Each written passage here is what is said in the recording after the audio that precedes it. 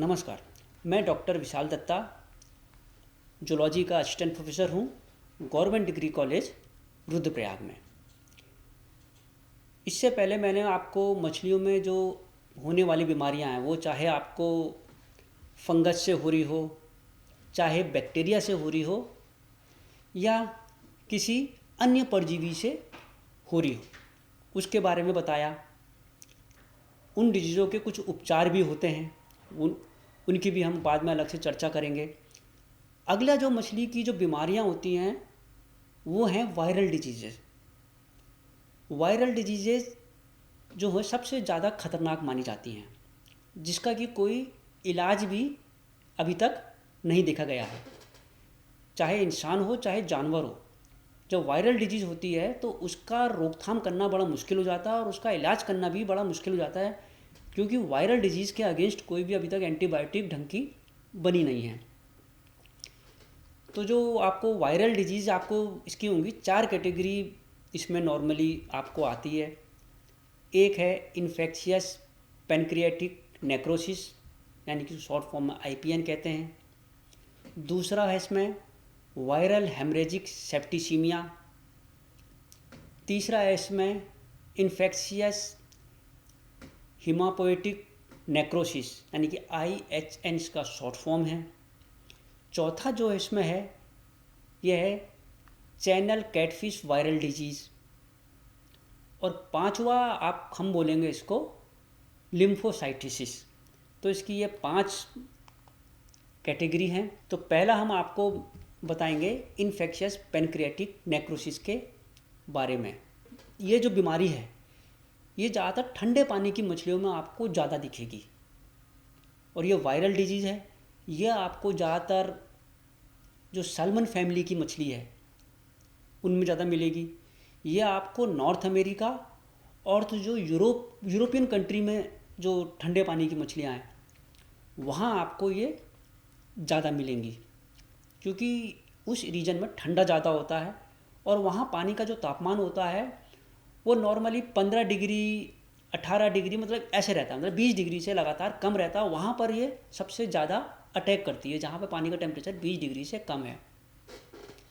इसमें क्या होता है, ये ज़्यादातर जो मछलियों का फिंगरलिंग होता है, यानी कि उंगली के साइज़ का, उसमें ये ज़्यादा अटैक करता है, जिसके कारण है कि ये बहुत ज़्यादा संख्या में इसके फिंगरलिंग मरते हैं। फिंगरलिंग यानी कि लगभग जो 6 इंच तक के आकार के तक हो सकते हैं। अब इसके साइंस देखें, क्या अगर बात करें तो इसका जो डेथ रेट है वो बहुत ज़्यादा है।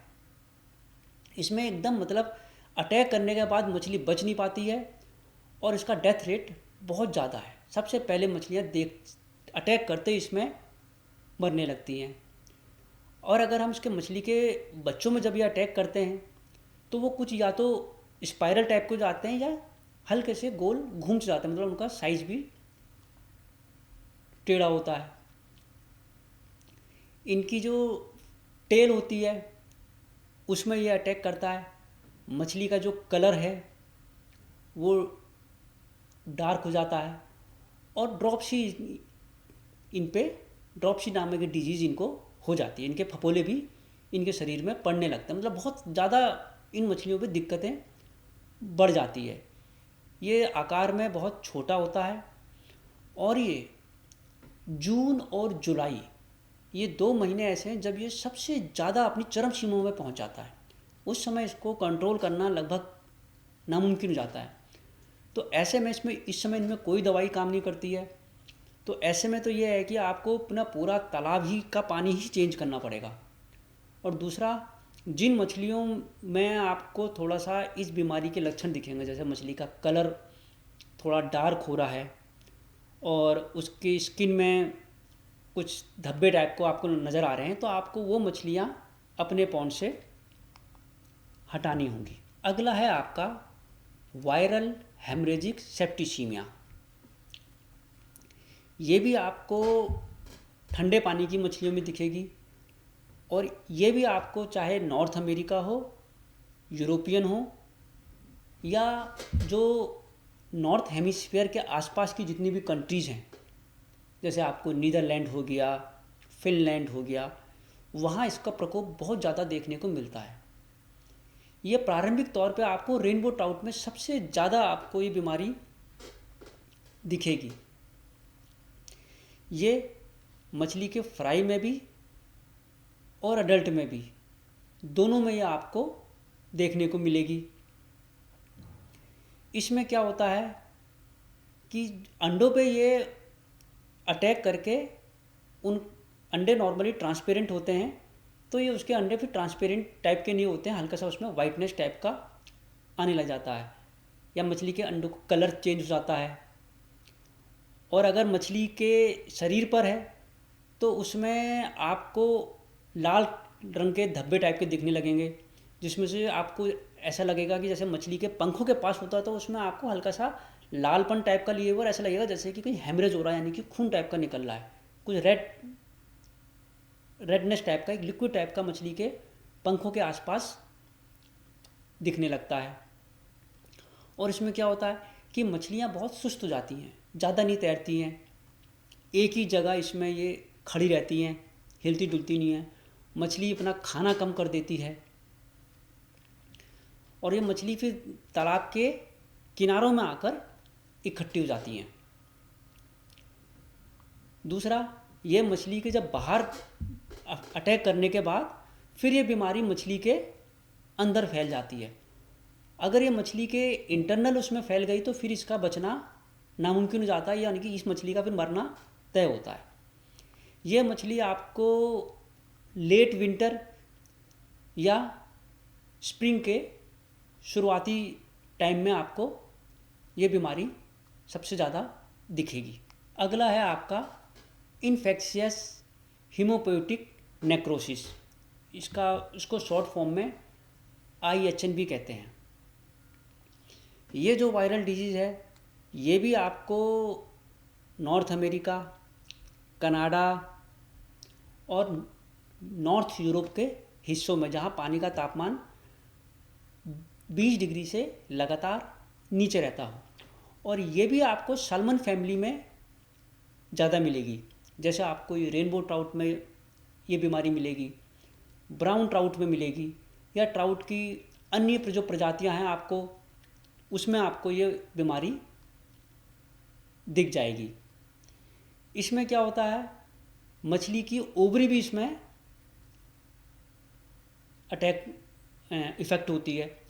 तो जिससे क्या होता है कि उसके अंडे या तो जल्दी, जब अंडे निकलते हैं तो या तो वो जल्दी ख़राब हो जाते हैं या अंडे बेकार ही होते हैं।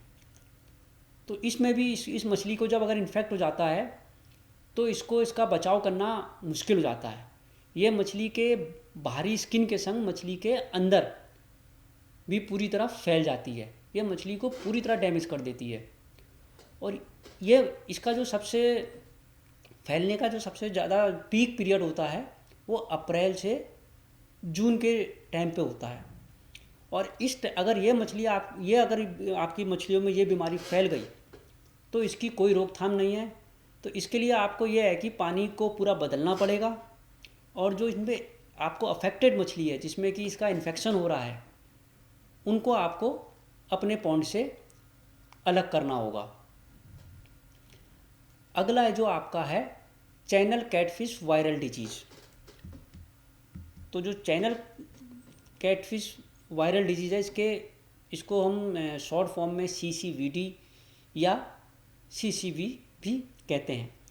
तो इसमें क्या है कि जब आपका टेम्परेचर 70 डिग्री फ़ारेनहाइट से ऊपर पहुंच जाए तब इसमें मछलियों में बहुत ज़्यादा फैलता है, और उस समय मछली की डेथ रेट भी बहुत ज़्यादा बढ़ जाती है।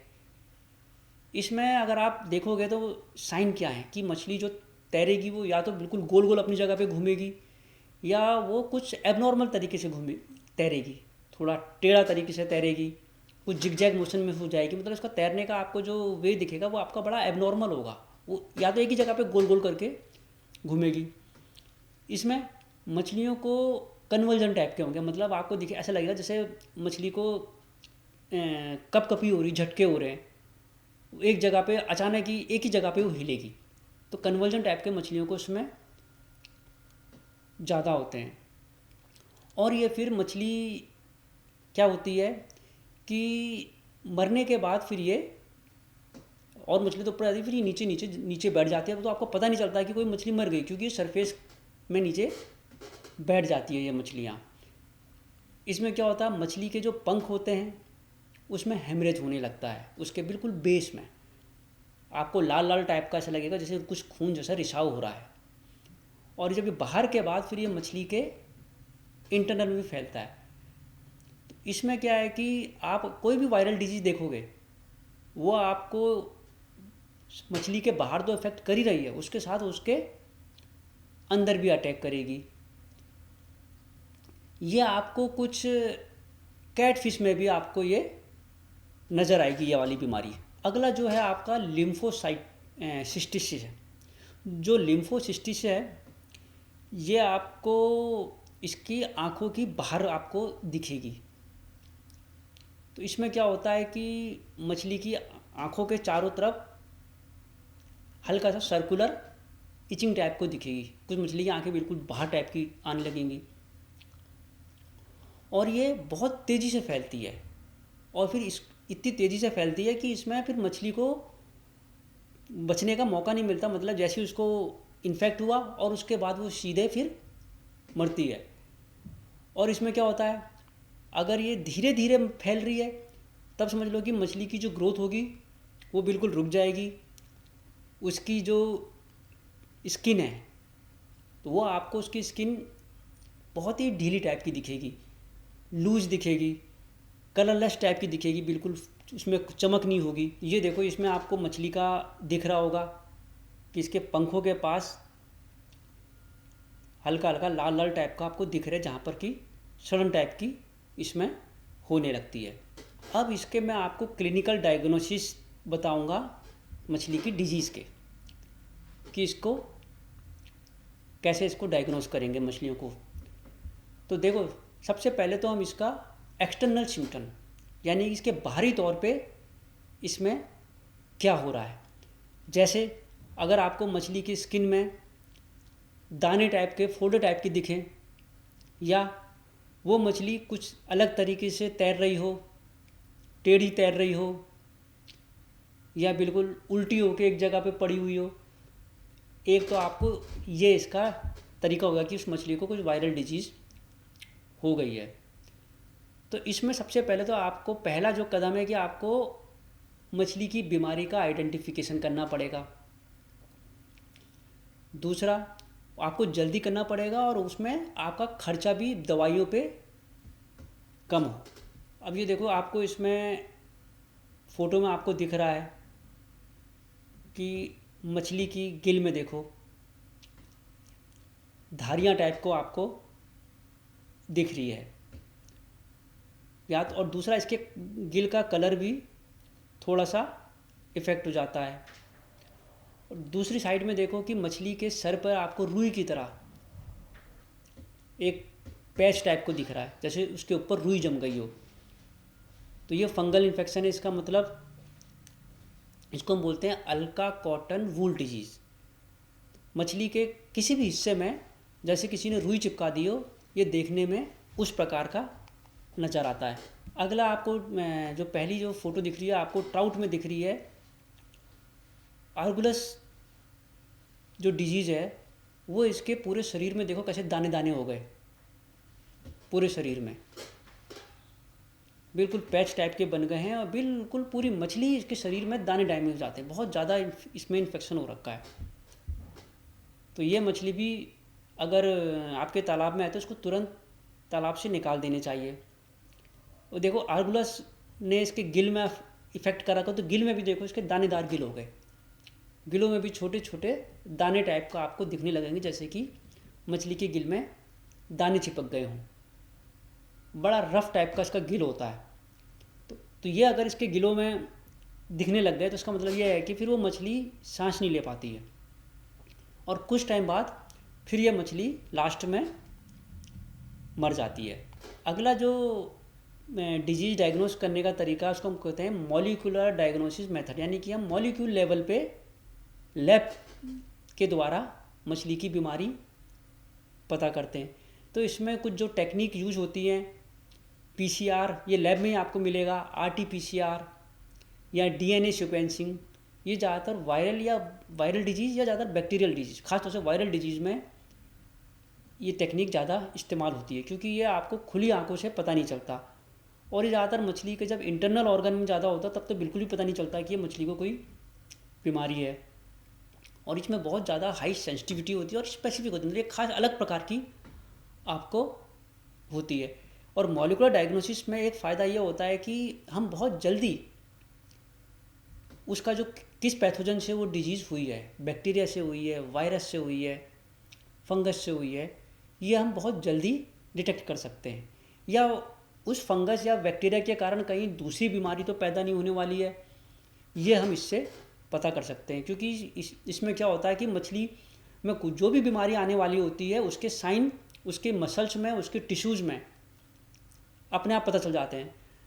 तो इसमें यह है कि अर्ली डिटेक्शन, यानी कि आपको पहले पता चल जाता है कि इसमें कौन सा पैथोजन इसमें अटैक कर रहा है। अगला है हिस्टोपैथोलॉजिकल डायग्नोसिस।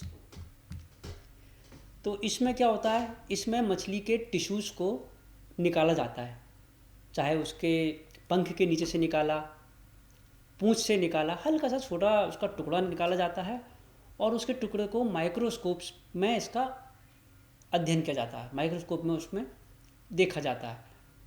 तो इससे ये पता चलता है कि इसके सेलुलर लेवल में ये डिजीज़ कितना फैल चुकी है। ये ख़ास तौर से मछली के जो एक्सटर्नल पार्ट हैं उसमें क्या इफ़ेक्ट हो रहा है ये पता चलता है। उसके इंटरनल पार्ट के लिए तो फिर मछली अगर जब मर जाती है तो उसके बाद जब मछली में क्रॉनिक बहुत ज़्यादा इन्फेक्शन हो जाता है तब उसके इंटरनल पार्ट से निकाल कर इसमें डायग्नोज किया जाता है। तो इसको हम बोलते हैं हिस्टोपैथोलॉजिकल, हिस्टोलॉजी, यानी कि उसके टिश्यूज़ से उन मछलियों में बीमारियों का अध्ययन किया जा रहा है। देखिए, अब हिस्टोपैथोलॉजिकल डायग्नोसिस में जो सैम्पलिंग आपको दिखाई जा रही है कि कैसे किया जाता है, जैसे आपने इसका गिल निकाल लिया, मछली का गिल को निकाल कर फिर उसको आप किसी टेस्ट ट्यूब में या किसी छोटा सा कंटेनर होता है जैसे इसमें दिखा रखा है, उसमें उसको अल्कोहल में आपको प्रिजर्व करना होता है ताकि वो ख़राब ना हो। ये आपको दिखा रहे हैं, फ़ोटो में आप देख सकते हैं कि मछली को कैसे इसके सैंपल लिए जा रहे हैं। अगर हम इसका एक समरी देखें, कंपैरेटिव समरी डायग्नोस्टिक मेथड की, तो जैसे क्लिनिकल है, क्लिनिकल में बहुत तेज़ी से होता है, इसकी मतलब बहुत जल्दी इसको हम डायग्नोस कर लेते हैं। कॉस्ट इसमें बड़ी कम लगती है। एक्यूरेसी लगभग मीडियम साइज़ की होती है, मतलब आपको एक्यूरेसी ऐसा नहीं कि बिल्कुल एक्यूरेट पता चल जाए, लेकिन लगभग पता चल जाता है। और ये मछली की शुरुआत में जब बीमारी शुरू हो रही हो उस समय क्लिनिकल डायग्नोसिस का इस्तेमाल होता है। मॉलिक्यूलर डायग्नोसिस जो मेथड होता है वो मॉडरेट है, मतलब मीडियम है। इसकी स्पीड मतलब ऐसे नहीं कि बहुत जल्दी हो, ये थोड़ा सा इसका टाइम, हल्का सा टाइम लेती है ये। और अगर इसमें जो कॉस्ट होती है वो भी लगभग ना बहुत ज़्यादा महंगा पड़ता है ना बहुत ज़्यादा सस्ता पड़ता है, बीच का हुआ ये। एक्यूरेसी इसमें बहुत ज़्यादा हाई होती है, मतलब हमें परफेक्टली पता चल जाता है कि कौन सी बीमारी मछली को लगी है, किस प्रकार की वायरस है, बैक्टीरिया है, कौन सी स्पीशीज़ है, ये हमको पता चल जाता है, मतलब बिल्कुल एक्यूरेट, बिल्कुल पता चलता है। और ये ज़्यादातर पैथोजेनिक लेवल पे हमें पता चलता है पैथोजन से कि कौन सा पैथोजन है। तीसरा है ये हिस्टोलॉजिकल डायग्नोसिस। तो जो हिस्टोलॉजिकल डायग्नोसिस है ये बहुत धीरे पता चलता है, क्योंकि जब मछली पे बीमारी लगभग फैल जाती है और लंबा प्रोसेस भी है तो इसमें बड़ा टाइम लगता है। कॉस्ट भी इसमें लगभग स्लो लिखा हुआ है, लेकिन लो है, मतलब बहुत कम कॉस्ट आती है इसमें, क्योंकि खाली आपको माइक्रोस्कोप में देखना है तो बहुत ज़्यादा इसमें आपके केमिकल वगैरह या कोई मशीनरी ज़्यादा इस्तेमाल नहीं हो रही है।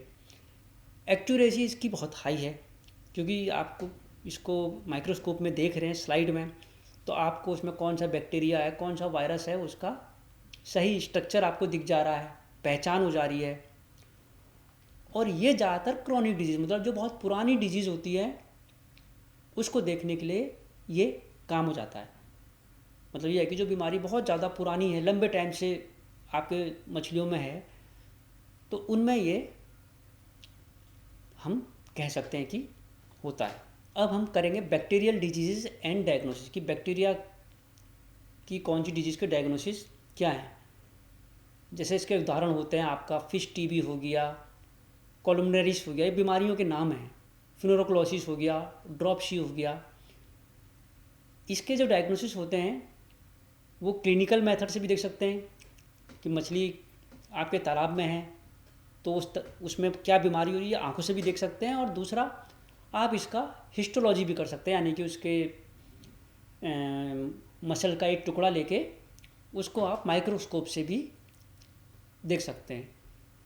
तीसरा मेथड, जब बीमारी बहुत ही ज़्यादा फैल जाती है और जब बिल्कुल अनकंट्रोल हो जाती है और आप पता नहीं लगा पा रहे कि इसमें और किस कारण फैली है, तब इसके लिए फिर आपको लैब में ले जाना पड़ेगा पीसीआर से या बायोकेमिकल टेस्ट इसमें, तब आपको उसके द्वारा इसका टेस्ट होता है। वायरल डिजीज़ एंड डायग्नोसिस, की वायरल डिजीज़ और डायग्नोसिस, तो इसके एग्जाम्पल एक ये टेक्निक कहलाती है। बीमारियों के नाम है ये, VHS हो गया, IPN हो गया, SVC हो गया, ये अलग अलग प्रकार की बीमारियां हैं। और मैंने आपको पहले भी कहा था कि वायरस की जो बीमारियां होती हैं उसका कोई दवाई उसमें काम नहीं करती है, कोई ढंग का ट्रीटमेंट होता नहीं है। और इसका जो डायग्नोसिस आपको वही लैब में ही देखना पड़ेगा PCR द्वारा, या फिर उसके हिस्टोलॉजी करनी पड़ेगी, यानी कि उसकी मसल का या इंटेस्टाइन का, लीवर का कोई पार्ट लेके उसको आपको माइक्रोस्कोप में उसका अध्ययन करना पड़ेगा कि कौन सा बीमारी इसमें लगी है। ऐसी हम फंगल एंड पैरासाइट डिजीज़ की बात करते हैं तो इसमें सेप्रोलेजिनेसिस हो गया, ब्रांचियोमियोसिस हो गया, कोस्टासियासिस हो गया, ये बीमारियां हैं जिन पे कि आप अध्ययन कर सकते हैं। तो इसमें भी आपका क्लिनिकल मेथड भी होता है और माइक्रोस्कोपी भी होता है। क्लिनिकल का मतलब वही है कि आपका अपने तालाब में मछली का बाहरी स्ट्रक्चर देख के या उसका व्यवहार देख के आपको पता लग सकता है कि कौन सी बीमारी है। दूसरा, फिर वही आपका माइक्रोस्कोप में आप उसके फिन या उसके गिल के कोई पार्ट लेके माइक्रोस्कोप में आप देख सकते हैं कि अगर मान लो आपको फिजिकल पता नहीं चल पा रहा देख के, तब आपको फिर माइक्रोस्कोप वाले वगैरह से उसको आइडेंटिफाई करना पड़ेगा। तो इसके लिए आपको इन बीमारियों के लिए दवाइयाँ हैं। अगर फंगल इन्फेक्शन हुआ है तो एंटी फंगल दवाइयाँ आती हैं। जैसे अगर आप कॉमनली देखा जाए तो नमक सबसे बढ़िया होता है, नमक के घोल में उसका ट्रीटमेंट कर सकते हैं। और उसके लिए क्लोरामिन टी करके एक दवाई आती है, जिसमें कि आप पानी में क्लोरामिन टी को घोलकर मछली को डुबोकर उसको बाहर निकाल सकते हैं। या तीसरा, आप 50% आधी मात्रा में पानी चेंज कर दीजिए, जिससे कि फंगल डिजीज़ ज़्यादा ना फैले। फिर हम आपको बताएंगे प्रिवेंटिव मेजर्स। तो प्रिवेंटिव मेजर में आपको क्या करना है कि आपको अपने पानी की जो क्वालिटी है उसको मेंटेन करनी है। यानी कि कहने का मतलब यह है कि आपको देखना है कि पानी का pH क्या है, वो कहीं ज़्यादा कम तो नहीं हो रहा या कहीं ज़्यादा बढ़ तो नहीं रहा, pH मेंटेन रखना है। आपको पानी का अमोनिया लेवल देखना है कि अमोनिया लेवल ज़्यादा ना बढ़े। पानी का नेचर देखना है कि वो एसिडिक या एल्कलाइन तो नहीं हो रहा है। दूसरा, आपको पानी का टेम्परेचर भी देखना है कि कहीं पानी बहुत ज़्यादा गर्म या बहुत ज़्यादा कहीं पानी ठंडा ना हो रहा। तो ऐसे में आपको पानी अपने तालाब में बदलना पड़ेगा अगर ये सब परेशानियां आपको हो रही। मतलब वाटर क्वालिटी तो सबसे इम्पोर्टेंट चीज़ है कि आपका वाटर क्वालिटी आपको चेक करनी है, पानी की हार्डनेस हो गई आपको ये चेक करनी है। ऑक्सीजन बीओडी उसमें क्या है ये आपको देना है कि ऑक्सीजन उसमें प्रॉपर है या नहीं है। दूसरा जो प्रिवेंटिव मेजर क्या है, quarantine new fish. Quarantine new fish का मतलब क्या है, जब भी कोई आप नई मछली आप अपने तालाब में इंट्रोड्यूस कर रहे हैं उससे पहले आप उसको कुछ टाइम तक उस मछली को एक अलग से तालाब में क्वारंटाइन करिए। क्वारंटाइन मतलब उसको अकेले रखिए अलग से, उन मछलियों को अलग एक छोटे तालाब में रखिए, कम से कम 15 दिन देखिए कि उसमें कहीं मोर्टेलिटी तो नहीं हो रही है या किसी प्रकार की कोई डिजीज़ आपको तो नहीं दिख रही है। अगर ये सब जो ठीक हो रहा है, वैसे तो कोशिश करिए कि ऐसा 1 महीने तक करिए, उसको क्वारंटाइन करिए और उसके बाद फिर जब वो आपको दिख रहा है कि हाँ यह मछली पूरी स्वस्थ है, इसमें किसी प्रकार की बीमारी नहीं है, उसके बाद फिर उसको अपने तालाब में डिप करिए। तीसरा जो प्रिवेंटिव मेजर आपका जो होता है, regular monitoring and disinfection. Regular monitoring का मतलब यह है कि आप लगातार अपने तालाब में जाइए, पानी देखिए, पानी का कलर कैसा हो रहा है, कहीं बहुत ज़्यादा डार्क तो नहीं हो रहा है, गंदा तो नहीं हो रहा, पानी से कहीं बहुत ज़्यादा बदबू तो नहीं आ रही है। मछलियों को देखिए कि मछली सही तरीके से तैर रही नहीं तैर रही है, मतलब उसमें एक्टिवनेस है या नहीं है। दूसरा, मछली का आकार, उसकी ग्रोथ कैसी हो रही है, वो बाहर से दिखने में कहीं कमज़ोर तो नहीं लग रही, मछली का कलर तो कहीं चेंज नहीं हो रहा, ये चीज़ आपको मॉनिटरिंग करनी पड़ेगी। और दूसरा डिसइंफेक्शन, यानी कि आपको जैसे कुछ दवाइयाँ बीच बीच में आपको पानी साफ़ करने के लिए डालनी पड़ेंगी, जैसे कि आप अपने तालाब में पोटेशियम परमैंगनेट के घोल का थोड़ा छिड़काव कर दीजिए, या बीच बीच में मछली को निकाल कर उनको नमक के पानी में या पोटेशियम परमैंगनेट के पानी में थोड़ी देर डुबोकर फिर अपने तालाब में डालिए। मतलब अपने तालाब को इन्फेक्टेंट भी रखिए। पानी लगातार अपने तालाब का चेंज करिए, कम से कम हर महीने तो 25% या 30% अपने पानी को चेंज करिए। फिर आपका चौथी बात आती है prophylactic treatment and herbal remedies, यानी कि अगर आपकी मछली में कोई डिजीज़ हो रही है या होने वाली है तो उसके लिए आपको ट्रीटमेंट करना पड़ेगा। आपको पहचान करनी पड़ेगी कि इन मछलियों को फंगल डिजीज़ हुई है, बैक्टीरियल डिजीज़ हुई है या अन्य किसी प्रकार के पैथोजन के कारण उसको कोई वो हुई है, तो उसके लिए आपको मछलियों के लिए दवाइयाँ देनी पड़ेंगी और दूसरे प्रकार के ट्रीटमेंट करने पड़ेंगे। कुछ हर्बल रेमेडीज़ होती हैं, जैसे कि आप नीम का इस्तेमाल कर सकते हैं, नीम के पानी को उबाल कर उसका इस्तेमाल करते हैं, या अन्य प्रकार की और भी कई हर्बल होती हैं, जैसे आप हल्दी का भी इस्तेमाल कर सकते हैं। हल्दी का एक घोल बना के अगर मछली के में कहीं कोई घाव वगैरह हो रहा तो मछली को उसमें डुबोकर हर्बल ये हल्दी वाले उसमें फिर आप उसमें उसको वापस तालाब में छोड़ सकते हैं। तो ये 4 चीज़ें आपको अपने इसमें देखनी पड़ेगी। अगला है ये वैक्सीनेशन स्ट्रेटजीज।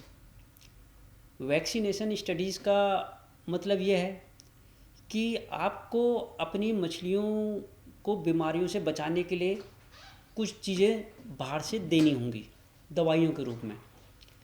नॉर्मली इंजेक्शन तो ना के बराबर लगते हैं, वो खाली ब्रीडिंग के पर्पस में काम आते हैं, लेकिन आप अपनी मछलियों के चारे में कुछ दवाइयाँ मिला के डाल सकते हैं। जैसे किसी दवाई को पहले आप तेल में मिक्स किया और उसके बाद उसको चारे के ऊपर स्प्रे कर दिया और फिर वो मछली को दे दिया, यानी कि ओरल वे के माध्यम से उसको दे सकते हैं। दूसरा, उन मछलियों को आप बाहर निकाल के, जैसे मैंने आपको पहले बताया था, पोटेशियम परमैंगनेट, नमक का पानी या क्लोरामिन टी, इनके घोल में थोड़ी देर के लिए 2 से 5 मिनट तक डुबोकर फिर वापस अपने तालाब में डाल सकते हैं। ये आपका कई प्रकार की बीमारियों में काम आते हैं। ख़ास तौर से अगर वायरल डिजीज़ फैलने से पहले अगर आपने सब चीज़ें कर रखी हो तो मतलब यह है कि इससे वायरल डिजीज़ फैलने की संभावना लगभग ना के बराबर हो जाएगी, क्योंकि इससे आपके पानी की क्वालिटी ठीक रहेगी, आपके मछली को स्वस्थ वातावरण मिल रहा है, एक तरीके से आप मछली को वैक्सीनेट कर रहे हैं, आप उसको फीड अच्छा दे रहे हैं। फीड में आप उसको प्रोटीन डाइट एक्स्ट्रा मिलाकर कर सकते हैं, कुछ प्रोटीन पाउडर आते हैं, वो उस समय ख़ास तौर से जब मछली छोटी होती है तो शुरुआती टाइम में आपको उसका प्रोटीन लेवल उसकी फीड में बढ़ाना होगा। अब आपका आता है ट्रीटमेंट अप्रोचेस, कि आपको किस प्रकार के ट्रीटमेंट अपनी दवाइयों में मछलियों पे लाने होंगे, कौन सी दवाइयाँ लानी होंगी। जैसे पहला आता है एंटीबायोटिक्स, ये ज़्यादातर फंगल ये बैक्टीरियल इन्फेक्शन में ज़्यादा इस्तेमाल होता है, कि अगर आपकी मछली में किसी खास प्रकार के बैक्टीरिया ने इन्फेक्ट कर दिया हो तो आपको एंटीबायोटिक्स देने पड़ेंगे। जैसे ऑक्सीटेट्रासाइक्लिन, इसको शॉर्ट फॉर्म में OTC भी बोलते हैं, ये आप अपनी मछली को दे सकते हैं, सबसे ज़्यादा इसका इस्तेमाल होता है। और भी कई प्रकार के ब्रॉड स्पेक्ट्रम एंटीबायोटिक आप इस्तेमाल कर सकते हैं, एमॉक्सिलिन कर सकते हैं, पेनिसिलिन कर सकते हैं, लेकिन इसका इस्तेमाल कम हो गया। ऑक्सीटेट्रासाइक्लिन का इस्तेमाल, क्योंकि ये ब्रॉड स्पेक्ट्रम में सबसे ज़्यादा होता है। कुछ हो गया आपको एंटी फंगल या एंटी पैरासिटिक दवाइयाँ आपको उसमें तालाब में डालनी पड़ेंगी, लेकिन ये थोड़ा सा कम मात्रा में आपको तालाब में डालनी पड़ेंगी। इसमें तो सबसे ज़्यादा बढ़िया ये है कि एंटी फंगल या एंटी पैरासिटिक आप डाल रहे हो तो मछली को उस घोल में डुबोइए, ना कि पूरे तालाब में ज़्यादा टाइम तक उसको रखिए। तो आपको एंटी फंगल और एंटी पैरासिटिक दवाइयाँ हैं, उनका इस्तेमाल करना होगा। तीसरा है हर्बल और प्रोबायोटिक अल्टरनेटिव्स, मतलब दवाइयों के अलावा कुछ हर्बल मेथड्स होते हैं। जैसे हम लोग जब घर में बीमार पड़ जाते हैं तो कुछ हर्बल मेथड अपनाते हैं, जैसे आदमी जब सर्दी हो जाती तो काली मिर्च की चाय पी लेता है, ऐसे इसमें आप मछलियों के उसमें भी हर्बल मेडिसिन का इस्तेमाल कर सकते हैं। जैसे मैंने आपको शुरुआत में बताया था, हल्दी हो गया, नीम का पानी हो गया, और भी ऐसी कई चीज़ें हैं जो आप हर्बल के रूप में इस्तेमाल करते हैं। प्रोबायोटिक अल्टरनेटिव में यह है कि आप अपनी मछली की डाइट में प्रोटीन, एमिनो एसिड, इसकी मात्रा बढ़ाइए, ताकि उनके अंदर रोग से लड़ने की क्षमता ज़्यादा पैदा हो। तो आपको अपने फीड में प्रोबायोटिक भी ऐड करने होंगे, जिससे कि मछलियों को प्रोटीन लेवल उसका ज़्यादा बना रहे और वो एक्टिव रहे, उसके अंदर बीमारियों से लड़ने की क्षमता होती है। एंटीबायोटिक इस्तेमाल करते वक्त आपको ऐसा नहीं कि एक ही एंटीबायोटिक लगातार इस्तेमाल कर रहे हैं, क्योंकि फिर बाद में वो बैक्टीरिया उसके खिलाफ रेजिस्टेंट हो जाते हैं। तो एक ही एंटीबायोटिक का इस्तेमाल आप लगातार मत करिए। एंटी फंगल और एंटी पैरासिटिक का भी इस्तेमाल आप एक साथ भी मत करिए, थोड़ा अल्टरनेटिव वे में धीरे धीरे करिए। और मैंने आपको पहले बता ही दिया था कि हर्बल और अल्टरनेटिव रेमेडीज़ का आप इस्तेमाल करिए। अगला है इन्वायरमेंटल मैनिपुलेशन, मतलब यह है कि आपका तालाब का इन्वायरमेंट कैसा है, पानी में कहीं उसका सैलिनिटी तो कम ज़्यादा नहीं हो रही है, एसिडिक तो नहीं हो रहा पानी, एल्कलिनिटी तो नहीं बढ़ रही है, और आपके पानी का टेम्परेचर कैसा हो रखा है, कहीं ऐसा तो नहीं कि पानी का टेम्परेचर बहुत ज़्यादा गर्म हो गया हो या पानी का टेम्परेचर बहुत ही कम हो गया हो। पानी में बायोलॉजिकल ऑक्सीजन डिमांड कैसी है, पानी में उसकी हार्डनेस कैसी है, वाटर हार्डनेस, पानी में अमोनिया लेवल तो कहीं ज़्यादा नहीं बढ़ा हुआ है। तो मतलब जो आपके पानी का वातावरण है वो साफ़ होना चाहिए। अगर ये आपको उसमें कुछ गड़बड़ी दिख रही है, पानी का कलर आपको कुछ गड़बड़ दिख रहा है, सब कुछ ये डिस्टर्ब दिख रही है, तो इसका तरीका सिर्फ एक ही है कि आप अपने पानी को चेंज करिए। कम से कम महीने भर में आप 30% 40% पानी चेंज करिए। लेकिन अगर आपको ये दिख रहा है कि ये ज़्यादा ही चीज़ें ज़्यादा हो रही हैं, तो फिर आपको 30 की जगह फिर 50% या 75% आपको अपना वाटर चेंज करना पड़ेगा। और जब पानी चेंज करते हैं तो इस चीज़ का भी ध्यान रखना चाहिए कि उस समय जब पानी चेंज कर रहे हो तो पानी के तापमान में अंतर ज़्यादा ना हो। जैसे मान लो आपका तालाब के पानी का तापमान 30 डिग्री है और आप जो नया पानी डाल दे रहे हैं वो 20 डिग्री है, तो देखो 10 डिग्री का अंतर है। तो इसमें मछलियाँ स्ट्रेस आ जाती हैं, क्योंकि ये जो टेम्परेचर फ्लक्चुएशन है ये मछलियों के लिए बहुत घातक होता है। इसमें मछलियाँ तुरंत स्ट्रेस में आ जाती हैं, कुछ मछलियाँ तो उसी समय मर जाती हैं, कुछ मछलियाँ धीरे धीरे बाद में मरती हैं। तो इन्वायरमेंटल कंडीशन आपको अपने तालाब की लगातार मेंटेन करनी है। इसका कंक्लूज़न देखिए कि क्या है। तो देखिए, आपको अपने मछलियों की बीमारी का कौन सी बीमारी है, तो आपका मल्टी मेथड डायग्नोसिस आपको अपनाने पड़ेंगे। ऐसा नहीं कि आपने खाली एक ही मेथड अपनाया है तो आपको पता चल जाएगा कि हाँ ये बीमारी है। तो आपको तीनों मेथड से, चाहे क्लिनिकल मेथड हो या फिर आपका लैब वाला मेथड हो, ये दोनों आपको अपनाने पड़ेंगे। एक चीज़ कहते हैं कि prevention is more effective than treatment, यानी कि बचाव ही सबसे बड़ा आपके पास उपाय है कि आप बीमारी से मछली को बचाइए, ना कि उसका ट्रीटमेंट करिए। तो बचाने के लिए आपको सीधी सी बात है, आपको अपने वाटर क्वालिटी पे जोर देना होगा। तीसरा, आपको इसका इंटीग्रेशन करना पड़ेगा, चाहे क्लिनिकल मेथड हो, मॉलिक्यूलर हो या हिस्टोलॉजिकल हो। इनको एक साथ अपनाना पड़ेगा अपने डायग्नोसिस के लिए, तभी आपकी मछली की जो हेल्थ है वो ठीक रहेगी, आपके तालाब का मैनेजमेंट ठीक रहेगा। तो मेन चीज़ ये है कि आपको अपने पानी का जो तालाब का देख रेख है, तो उसको आपका फिजिकल जो है वो इम्पोर्टेंट है। फिजिकल का मतलब ये है कि पानी का कलर, टेम्परेचर, क्वालिटी, ये अगर आपने मेंटेन कर दी तो आपका हर प्रकार की बीमारियों से रोकथाम आपकी हो जाएगी। तो आज हमने आपको पूरा बीमारी के बारे में, कि बीमारी किस प्रकार से होती है, कौन कौन सी होती हैं, किन मेथडों से फैलती हैं और उसके बचाव क्या हैं और उसके ट्रीटमेंट क्या हैं, उसके उपचार क्या हैं। तो इसी के साथ मैं अपना लेक्चर समाप्त करता हूँ। धन्यवाद।